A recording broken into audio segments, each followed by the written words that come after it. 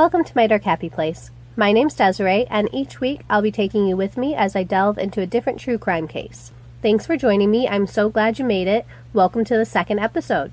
Sorry about my voice. I'm sick, and I don't have a bunch of these pre-recorded, so we're just going to have to deal with it this episode and hope that I'm better by number 3.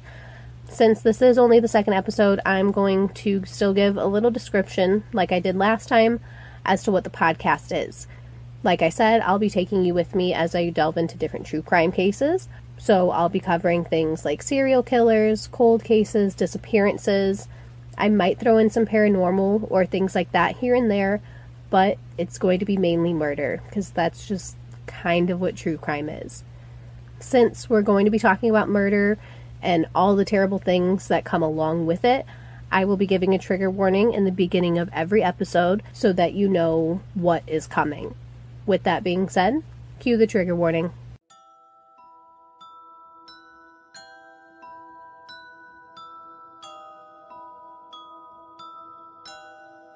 Today's episode is intended for mature audiences only. The topic today contains real events that happen to real people. There will be graphic descriptions of very sensitive subjects, such as domestic abuse, gun violence, and murder. Listener discretion is advised.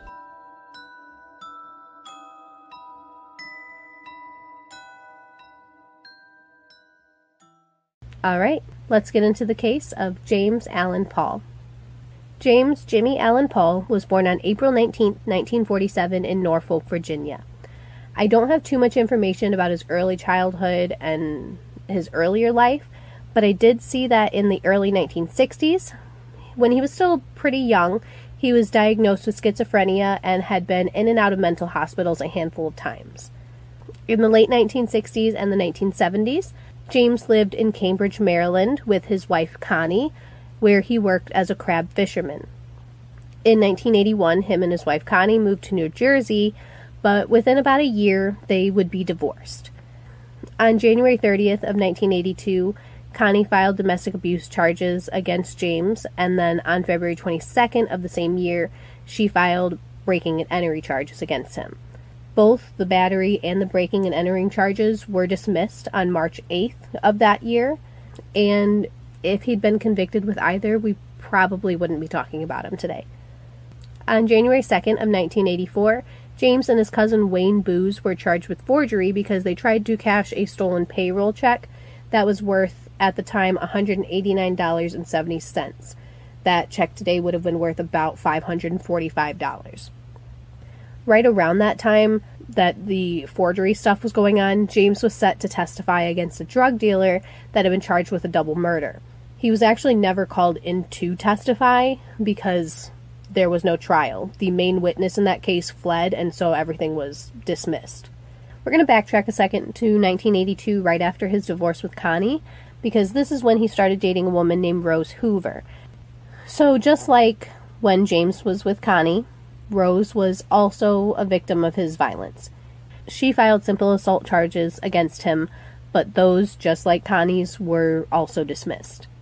So we're seeing that he has a habit of being violent to the women that are around him, and nothing happening. Like, he just gets away with it. So the upcoming events that I'm going to tell you about are not that surprising to me, honestly. And it's unfortunate because I feel like he should have been convicted in one of, if not both, of Connie and Rose's situations. After 2 years with James in 1984, Rose had enough. She decided she was done. She broke up with him. She kicked him out of the house. And he left, but he wasn't happy about it. He's not getting what he wants. He wants Rose. He was upset that she didn't want to be with him anymore. After the breakup, James moved to Reddington Township, New Jersey, where he stayed at the Belvedere Motel on Route 22 in room number 1. While he was there, he worked at a place called Lana Lobel Farms in Bedminster as a stable hand. On May 15th in 1984, shortly after him and Rose broke up, he invited her over to talk at his motel room. Or at least that's what he told her, because he was actually planning to kill her. She went over, they had a conversation and talked for a while, and she was able to leave. She was able to get out of there unharmed with no idea that that was his real intention of calling her over there that day. Something came over him, and he wasn't able to do it, thankfully. But James was very upset with himself that he wasn't able to follow through with his plan. He needed validation because he felt inferior and went looking for comfort in an acquaintance that he had at the motel, a 47-year-old woman named Virginia Vickery. He had seen her around a few times and went and talked with her, and after a conversation, they ended up getting in her car, a 1970 Mercury, to go for a drive. But she wasn't driving, James was. So did he kind of force her to go on this drive, or did she just not feel like being in the driver's seat that day? I think he kind of forced her in there because he wasn't just wanting to go on a drive to clear his head. He had an ulterior motive. A little while after they got in the car and took off from the motel, he drove her to a field on Island Road and forced her out of the car. James made Virginia kneel before him, and he kept calling her Rose and telling her that she needed to beg him for her life. She did. She begged for her life and kept telling him, "I'm not Rose. My name is Virginia. I'm not Rose. I'm not who you think I am. Please let me go. Don't hurt me." And he just laughed. He laughed at her because this was a big joke to him. She kept begging and kept denying that she was not Rose, but that didn't matter. He ended up shooting Virginia in the head and in the chest. He had killed Virginia because he was unable to deal with the fact that Rose didn't want to be with him anymore.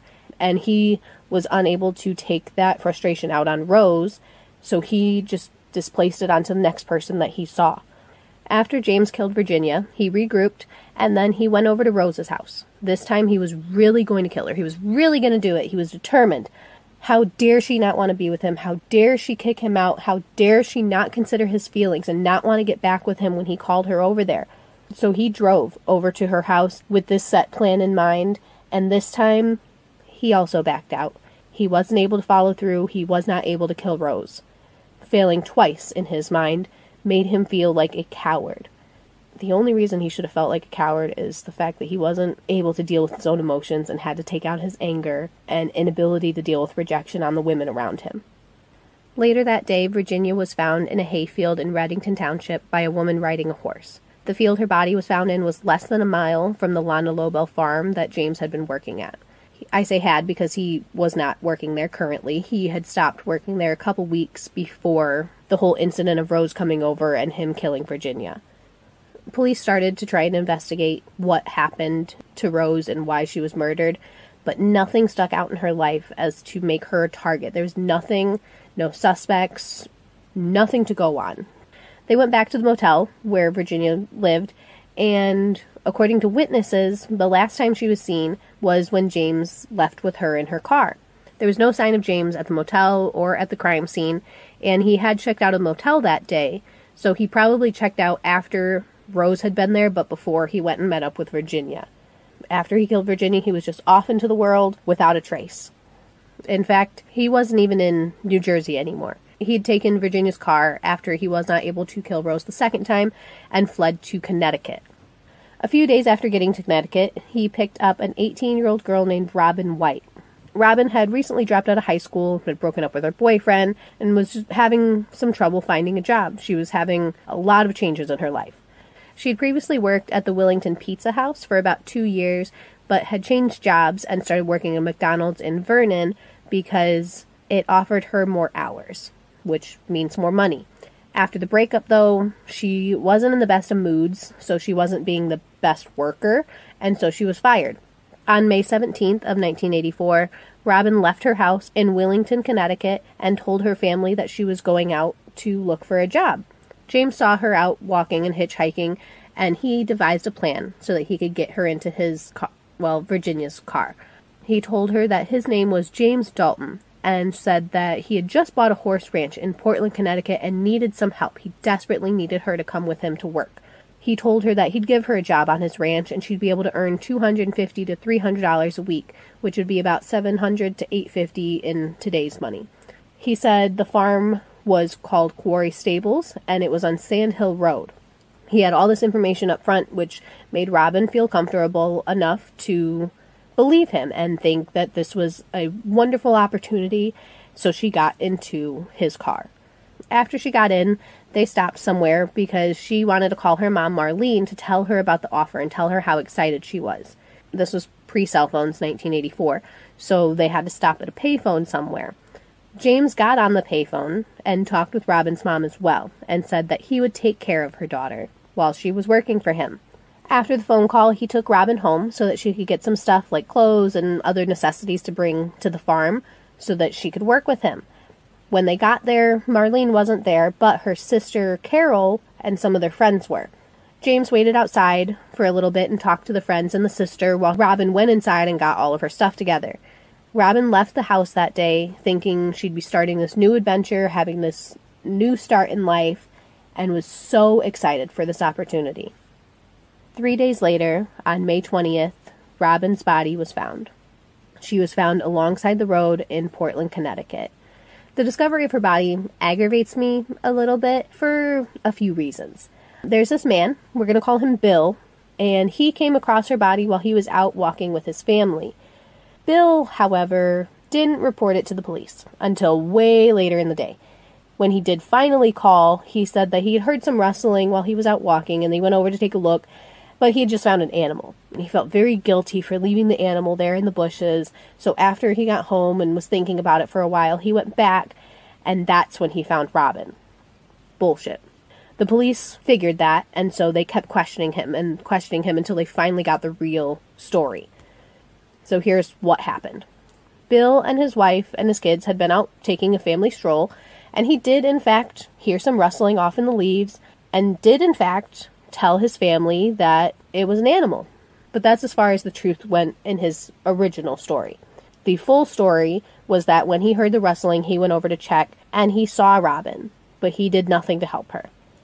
I don't know if he was in shock and disbelief, or just didn't want his kids to know what was going on, or if he just plain didn't want to help her. When he went back to look later, after he'd been thinking about it for a while, he noticed that she wasn't in the same spot as when he had saw her the first time. That meant either somebody moved her, or she was alive when he found her. Which do you think it is? Do you think she was moved, or do you think that she was alive? I'll just tell you, she was alive. She was alive when he found her, and he just left her there to die. I don't blame Bill for her death. Obviously, that's James's issue, not Bill's.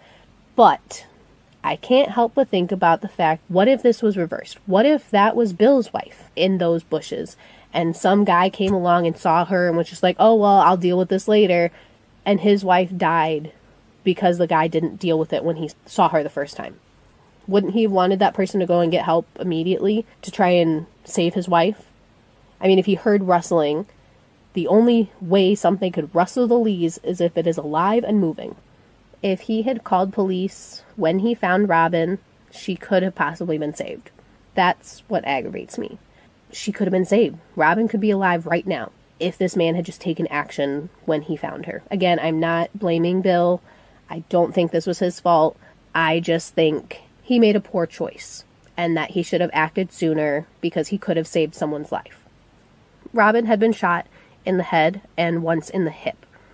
The gun that was used was determined to be the same kind that had killed Virginia. Robin's body was identified by her distinctive tattoos that she had, and sadly, not only did Robin's family have to deal with the fact that she'd been murdered, but they had to find out about it in the news. They had to find out that somebody they loved was murdered on the news. The police and everybody didn't even have the decency to go and tell this family personally that Robin was dead. Isn't that the same kind of thing that happened with like Kobe Bryant and Gianna, that the media found out before Vanessa? Everyone was like so appalled that happened, but this just shows you that's always happened. The media's just always been out there for a payday, and they care more about that than the people that they're reporting on a lot of the times. And it's absolutely disgusting. Now we're going to go back to James, because this isn't done yet. James had moved on to Vermont after he killed Robin. He just made a road trip out of this killing spree. 2 days after Robin was found, a 45-year-old man named George Call was found lying next to his car dead at a rest stop off of Interstate 91 in Springfield, Vermont. George himself was from Claremont, New Hampshire, and he was a longtime registered nurse at Sullivan Nursing Home, where he'd worked for about 10 years. When his body was found, police saw that there were 2 small gunshot wounds in his face at point-blank range. There was something a little bit different about this one, besides the fact that it was a guy, but his wallet was also missing. Police searched the area for any information for the wallet, but they couldn't find the wallet. They couldn't find any other information anywhere. Now, James has killed 3 people. He's killed Virginia, he's killed Robin, and he's killed George. After he'd killed Virginia, like I said, he had fled New Jersey, and so police weren't sure where he was. We know, after the fact now, that he had gone to Connecticut and gone to Vermont, but they didn't know that then. They didn't have all this information. They had police departments looking all over the country. They even had Canadian officials looking for him because he could have easily made it over the border. Back then, you didn't even really need a passport to get across the border. So he could be anywhere, right? They'd want to check all the boxes, make sure that they're doing their due diligence to find this man. Luck finally struck on May 22nd when a gas station clerk in Vermont called the police and said there'd been a sketchy guy there earlier that day. He gave police the plate number of a car and of the man driving the car. This car was fairly distinctive. It had an out-of-state plate and was an ivory-colored 1970 Mercury Montego that had a dark green top. The man that was driving the car was a white male, about 250 pounds and 6 foot tall, with hazel eyes and sandy brown hair, and had tattoos on one of his arms. One tattoo read, "Jimmy and Mom." So police checked the plate number, and it came back as being Virginia Vickery's car. What a coincidence. In Vermont, Virginia's car, this woman that was murdered in New Jersey, just happens to be there with this white man that fits the description of the man that Virginia was last seen with. Now they had a lead. They knew where James was at least a little bit earlier that day, so they issued a warrant for his arrest and issued a nationwide alert saying he was considered armed and dangerous, because, I mean, honestly, he was. He was just going around from state to state to state killing people. Even after they heard that he was in Vermont, it didn't mean he's going to stay there. It's not like he stayed in Connecticut after he killed Robin. Why would he stay in Vermont after he killed George? And they didn't know exactly where he was going to get. This is the Northeast. There's Maine, there's Vermont, there's New Hampshire, there's Rhode Island, there's Massachusetts. There's all these little tiny states that are up there that he could get from one to the other pretty quickly. After this warning was issued, multiple tips came in about his whereabouts. He was reported to have been seen in northern Vermont, in cities like Lyndonville and St. Johnsbury and Fairleigh. He'd been seen stopping at farms with horses, looking for a job, asking if anyone needed a worker. And based on his route, it looked like he was heading back down towards New Jersey. So Lyndonville is in northern Vermont at the top, and Springfield is in southern Vermont, which is down closer to New Jersey. So he had started heading back down from when he was seen. Police's suspicion that he was heading back to New Jersey was confirmed when they got a call from Rose that he had been calling her house. And if we remember, Rose lives in New Jersey. This is where the whole thing started. And he's heading back probably to try and finish it this time. With all the information they'd gathered and the fact that this is now a federal case because he's crossing state line after state line after state line, they were able to get wiretaps on Rose's phone. And they listened in and he revealed his location to them. Well, to Rose, but to them. He was at the Arlington Diner in North Arlington, New Jersey. So police rushed over there. He was arrested on May 24th, 1984, while he was on the payphone talking to Rose. Police searched and they found a .22 caliber gun, the same kind that was used in all 3 murders, under the passenger seat in Virginia's car, which he was still driving around. The clothing that he was wearing was tested, and it came back positive for having George's DNA on it. The police believe, as do I, that if he had made it back to Rose's house, that he would have finally killed her that time. All inhibitions were out the window. He'd now killed 3 people on this spree, and he was, past the point of return. Thankfully, they were able to catch him before he got there and could hurt anyone else. James was taken to the Hunterdon County Jail and was held without bail. There were ballistic tests done on the bullets, and the .22 caliber gun that was found with James was confirmed as being used in the murder of George and Virginia. As for Robin, he confessed everything. He said, "I did it," and told them all the details. He actually gave them details of everything. There's a, documentary, if that's what you want to call it, that I'll try and link in the show notes so that you can watch it if you want to. It's pretty quick, but he gives a full confession to everything. James said that after he got to Connecticut and picked up Robin, he drove around with her for a little while, for a few days, and he just kept telling her, "Well, I can't find the farm. I don't know where it is. I'm not really from this area. I'm having trouble finding it. And at some point, she asked him to pull over so that she could use the bathroom. And this is when he killed her. He pulled out his gun and shot her in the hip as she was walking towards the bushes to use the bathroom, and then he went over and shot her in the head, which, as we know now, didn't kill her instantly like he thought it did. James's given reason for shooting her was that he was having hallucinations that she was Rose and was seeing Rose's face, same as he had said with Virginia, and he also said that it was just because he was tired of her. He was just tired of seeing her. He just didn't want her around anymore, so killing her seemed like the best option. Unbelievable. Unfucking believable. This disgusting piece of shit got on the phone and talked with her mom and said, I'll take care of your daughter. You don't have to worry. I will keep her safe. And then he fucking killed her because he was tired of her. He didn't even have to pick her up in the first place, but he did. And he just killed her because he was tired of her. James says that after killing Robin, he made it to Vermont, and he was a little bit lost and a little disoriented, so he pulled into a rest stop in Springfield, and this is when he met George. He says that George walked up to him and tried to start a conversation. James says he told him that he didn't really want to talk, but that George just was not getting the hint. And after a little bit of back and forth between the two of them, James claimed that George said that he could make him feel better than any woman could. This rest stop that James had stopped at was apparently known as a meeting place for gay men, and James says that after George said that, he just snapped. He shot him in the face and in the throat, and he said he wanted to try and make this murder look random and to throw the police off his trail so that they wouldn't know he was in Vermont now. So that's why he took the wallet, and he actually threw it out on the highway about 2 miles down the road, he said, and then just continued on his drive. Aside from Virginia, George, and Robin, James also gave police information about a 4th and a 5th murder that he claims that he committed. He told police that at a different rest stop on the highway, but he didn't give a specific state, that there were 2 men with Canadian accents standing outside of their car. He says that they invited him to drink some beer with them, so he agreed. He says that after a little while of drinking with the men, that he shot them both and then rolled their bodies into an embankment. He said that they had been driving a black car with a red interior and a Canadian license plate. Now, police never found these men or the abandoned car and weren't able to corroborate any of the statements that James gave them about these men. I think if he did actually kill more people, it was probably when he was around Lyndonville, because that's the northernmost city that he had been reported in. And that city is about 150 miles or so about 2.5 hour to 3 hour drive away from Montreal, Canada. Maybe he made it into Canada and just it wasn't reported, because like I said, you didn't even really need a passport. It was pretty lax border control. So maybe that's why they didn't find the bodies or the car. Maybe because they were in Canada.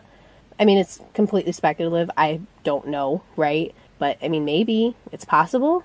I tried looking for unsolved murders around that time in those areas online, but I didn't find anything. Not to say that there wasn't, I just couldn't find it. So who knows? Maybe he did kill a 4th and a 5th person on his spree, and they were just never linked to him.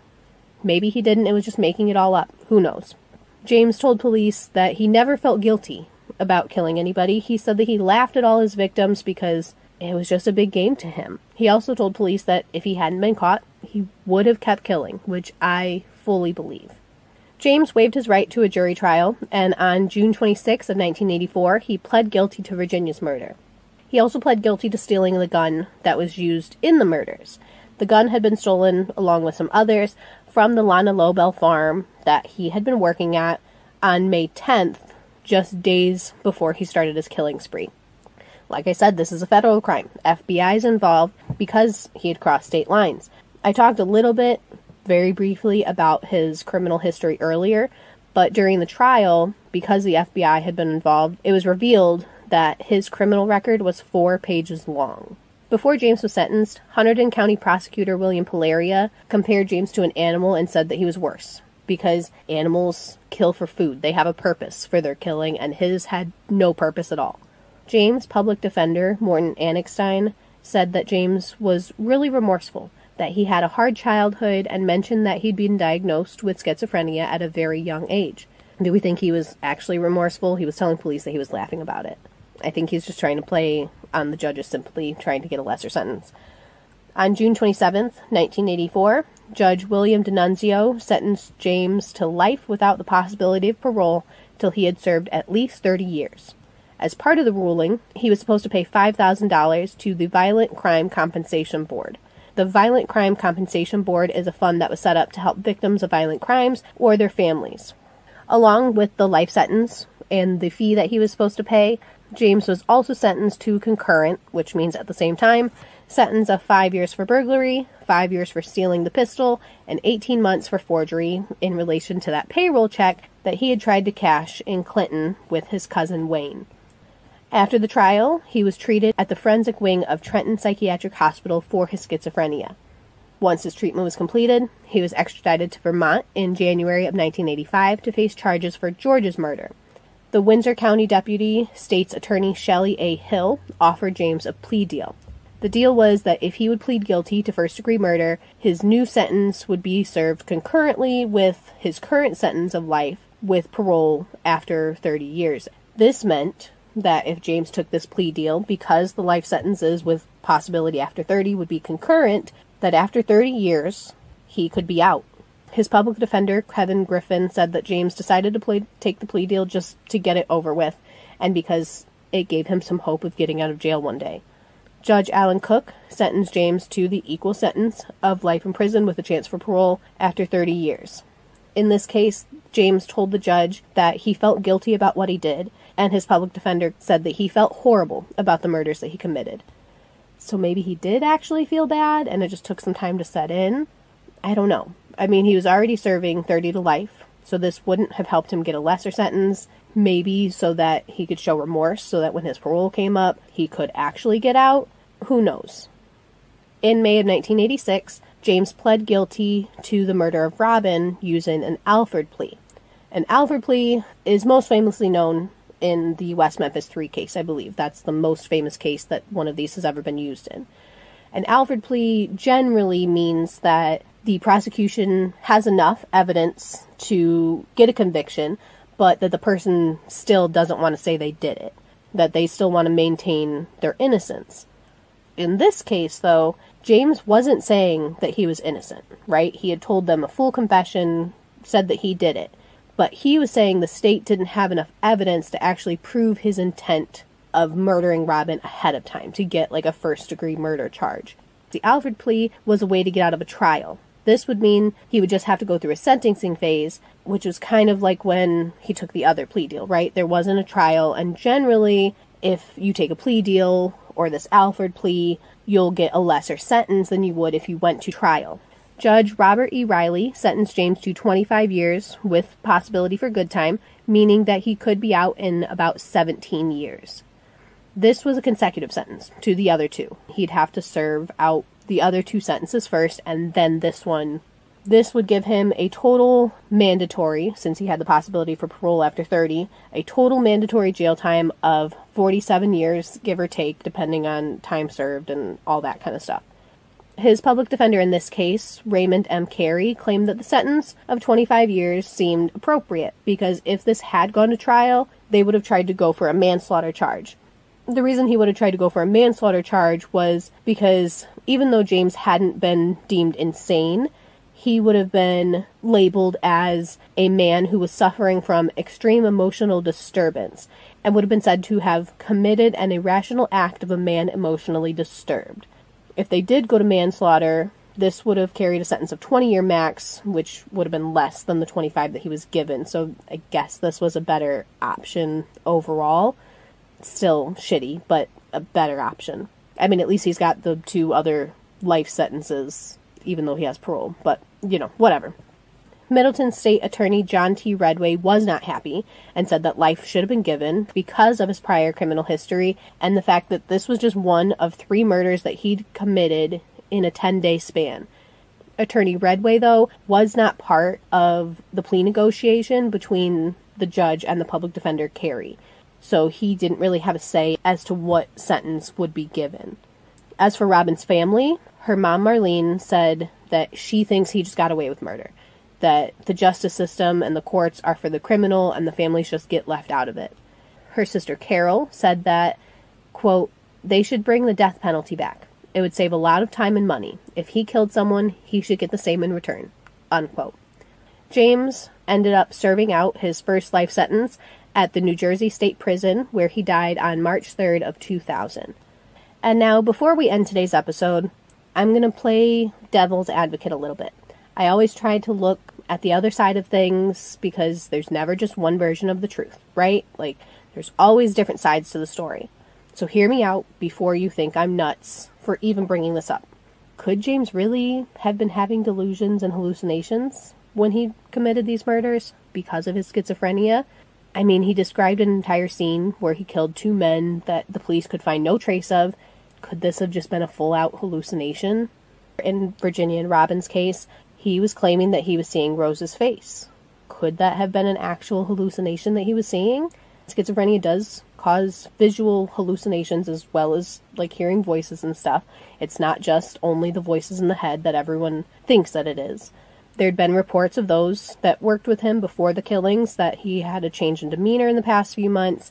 An episode can be triggered by your environment and high stress, like from a divorce or a breakup, one that you can't seem to get over. I mean, I don't know. I'm not a psychiatrist, but I mean, what if it's true, right? What if he was in a break from reality, and what if he was arrested, and once he was put on medication for his disorder, he came back to reality, and that's when he started showing remorse. I mean, he was talking about having remorse at the second trial after he'd been treated for schizophrenia. So at the second trial, was he actually remorseful? Even though I'm the one that brought it up, I'm not fully convinced of this. I think when he brought it up at the trials, he was trying to get an insanity plea because, like I said, he was just trying to see if he could get out of jail again, and that's why he kept taking plea deal after plea deal. I think he was just angry because he'd been rejected by Rose, because he loved, and I'm using that very loosely, loved her, and couldn't bring himself to kill her, so he just took it out on other victims of opportunity around him.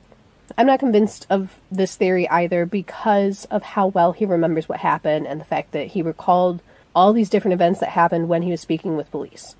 If he was having a schizophrenic episode and was in a break from reality, those with schizophrenia don't really remember in great detail like that normally, from what I've read. I mean, I don't know. This is all just something that I thought of as I was going through. He was treated for a disorder that he was confirmed to have. It's not something that came about after the trial. This was something he was confirmed to have way back 20 years prior almost. So it's a possibility.